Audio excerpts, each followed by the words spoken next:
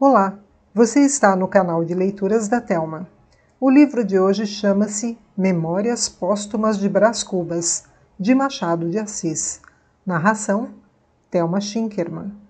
Capítulo 36. A propósito de botas.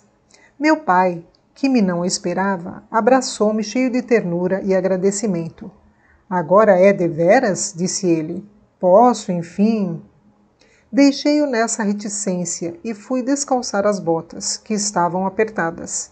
Uma vez aliviado, respirei à larga e deitei-me a fio comprido, enquanto os pés, e todo eu atrás deles, entrávamos numa relativa bem-aventurança.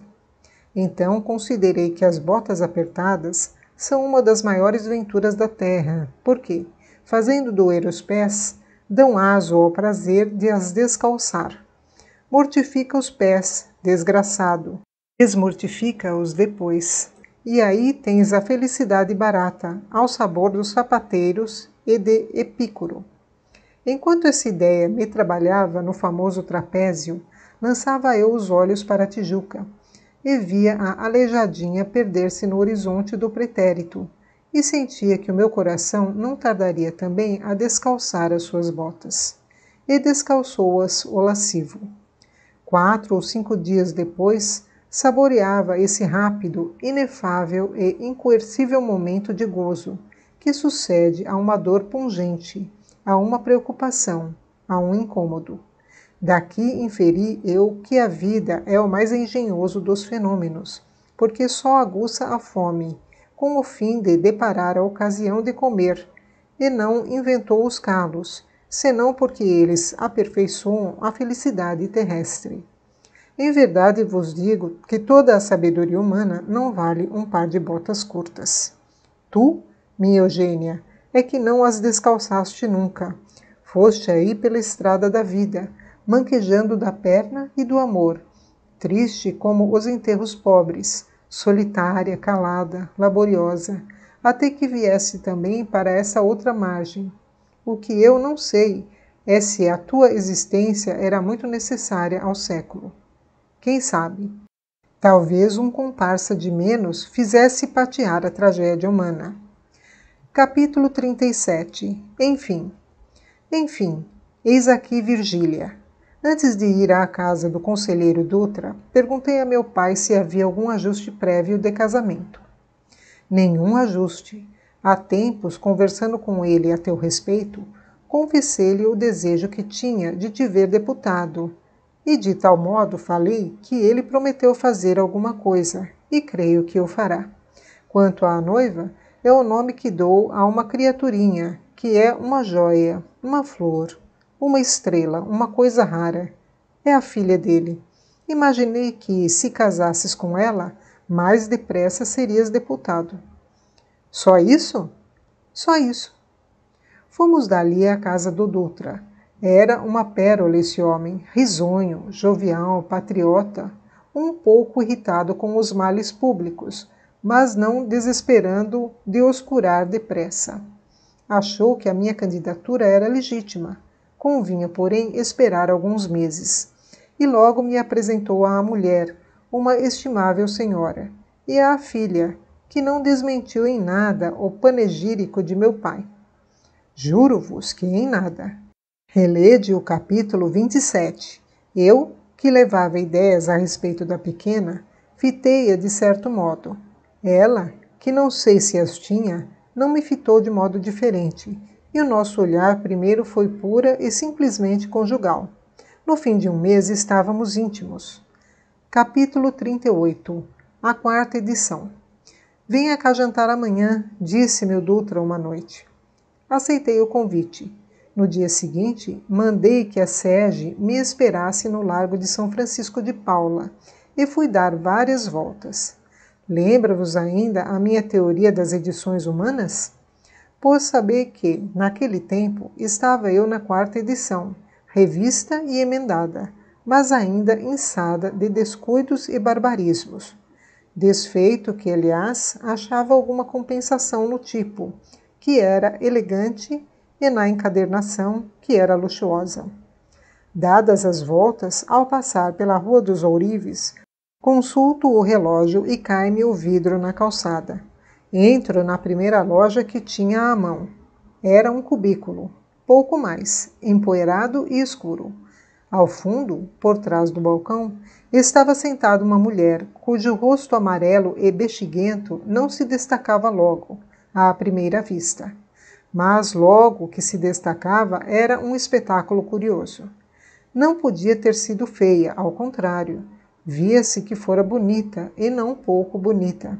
Mas a doença e uma velhice precoce destruíram-lhe a flor das graças. As bexigas tinham sido terríveis. Os sinais, grandes e muitos, faziam saliências e encarnas, declives e aclives, e davam uma sensação de lixa grossa, enormemente grossa. Eram os olhos a melhor parte do vulto, e aliás tinham uma expressão singular e repugnante, que mudou, entretanto, logo que eu comecei a falar. Quanto ao cabelo, estava russo e quase tão poeirento quanto os portais da loja. Num dos dedos da mão esquerda fugia-lhe um diamante. Creloeis pósteros. Essa mulher era Marcela. Não a conheci logo, era difícil. Ela, porém, conheceu-me apenas lhe dirigi a palavra. Os olhos chisparam e trocaram a expressão usual por outra, meio doce e meio triste. Vi-lhe um movimento como para esconder-se ou fugir.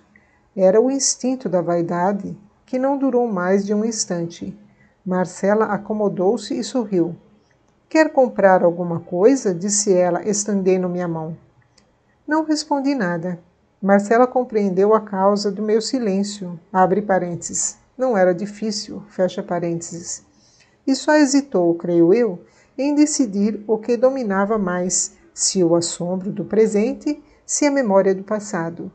Deu-me uma cadeira e, com o balcão permeio, falou-me longamente de si, da vida que levara, das lágrimas que eu lhe fizera verter, das saudades, dos desastres, enfim, das bexigas, que lhe escalavraram o rosto, e do tempo que ajudou a moléstia, adiantando-lhe a decadência.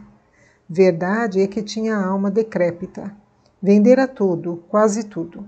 Um homem que a amara outrora e que lhe morreu nos braços, deixara-lhe aquela loja de ouriversaria, mas, para que a desgraça fosse completa, era agora pouco buscada a loja, talvez pela singularidade de a dirigir uma mulher. Em seguida pediu-me que lhe contasse a minha vida. Gastei pouco tempo em dizer-lhe. Não era longa nem interessante. Casou? Disse Marcela no fim de minha narração. Ainda não, respondi secamente. Marcela lançou os olhos para a rua, com a atonia de quem reflete ou relembra. Eu deixei-me ir então ao passado e, no meio das recordações e saudades, perguntei a mim mesmo por que motivo fizera tanto desatino.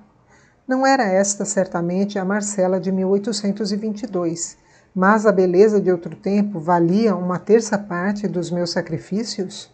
Era o que eu buscava saber, interrogando o rosto de Marcela. O rosto dizia-me que não.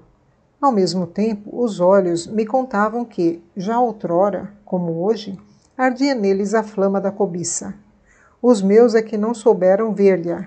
Eram olhos da primeira edição. Mas por que entrou aqui? Viu-me da rua? Perguntou ela, saindo daquela espécie de torpor. Não, supunha entrar numa casa de relojoeiro. Queria comprar um vidro para esse relógio. Vou a outra parte, desculpe-me. Tenho pressa. Marcela suspirou com tristeza. A verdade é que eu me sentia pungido e aborrecido ao mesmo tempo e ansiava por me ver fora daquela casa. Marcela, entretanto, chamou um moleque, deu-lhe o relógio e, apesar da minha oposição, mandou-o a uma loja na vizinhança comprar o vidro. Não havia remédio, sentei-me outra vez. Disse ela então que desejava ter a proteção dos conhecidos de outro tempo. Ponderou que mais tarde ou mais cedo era natural que me casasse e afiançou que me daria finas joias por preços baratos. Não disse preços baratos, mas usou uma metáfora delicada e transparente. Entrei a desconfiar que não padecera nenhum desastre, abre parênteses, salvo a moléstia, fecha parênteses, que tinha o dinheiro a bom recado e que negociava com o único fim de acudir à paixão do lucro, que era o verme roedor daquela existência. Foi isso mesmo que me disseram depois. Capítulo 39. O vizinho. Enquanto eu fazia comigo mesmo aquela reflexão, entrou na loja um sujeito baixo sem chapéu, trazendo pela mão uma menina de 4 anos. Como passou de hoje de manhã? Disse ele a Marcela. Assim, assim. Vem cá, Maricota. O sujeito levantou a criança pelos braços e passou-a para dentro do balcão. Anda, disse ele. Pergunta à dona Marcela como passou a noite. Estava ansiosa por vir cá, mas a mãe não tinha podido vesti-la. Então, Maricota, tome a bênção. Olha a vara de marmelo. Assim. Não imagina o que ela é lá em casa. Fala na senhora a todos os instantes. E aqui parece uma pamonha. Ainda ontem, digo, Maricota. Não diga não, papai. Então, foi alguma coisa feia? Perguntou Marcela, batendo na cara da menina. Eu lhe digo, a mãe ensina-lhe a rezar todas as noites um Padre Nosso e uma Ave Maria, oferecidos a Nossa Senhora. Mas a pequena ontem veio pedir-me com voz muito humilde, imagina o quê? Que queria oferecê-los a Santa Marcela. Coitadinha, disse Marcela beijando-a. É um namoro, uma paixão. Como a senhora não imagina. A mãe diz que é feitiço. Contou mais algumas coisas o sujeito, todas muito agradáveis, até que saiu levando a menina, não sem deitar-me um olhar interrogativo ou suspeitoso. Perguntei a Marcela quem era ele. É um relojoeiro na vizinhança, um bom homem, a mulher também. E a filha é galante, não? Parecem gostar muito de mim. É boa gente. Ao proferir essas palavras, havia um tremor de alegria na voz de Marcela, e no rosto, como que se lhe espraiou uma onda de ventura. Capítulo 40. Na sege. Nisso entrou o moleque trazendo o relógio com o vidro novo. Era tempo. Já me custava estar ali. Dei uma moedinha de prata ao moleque. Disse a Marcela que voltaria noutra ocasião e saí a passo largo. Para dizer tudo, devo confessar que o coração me batia um pouco, mas era uma espécie de dobre de finados. O espírito ia travado de impressões opostas. Notem que aquele dia amanhecera alegre para mim.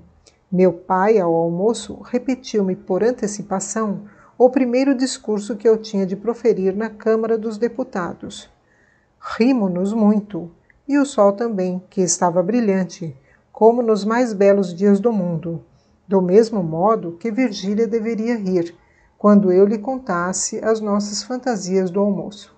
Vai senão quando cai-me o vidro do relógio, entro na primeira loja que me fica à mão, e eis-me surge o passado, ei-lo que me lacera e beija, ei-lo que me interroga, como um rosto cortado de saudades e bexigas. Lá o deixei, meti-me às pressas na sege, que me esperava no largo de São Francisco de Paula, e ordenei ao boleeiro que rodasse pelas ruas fora.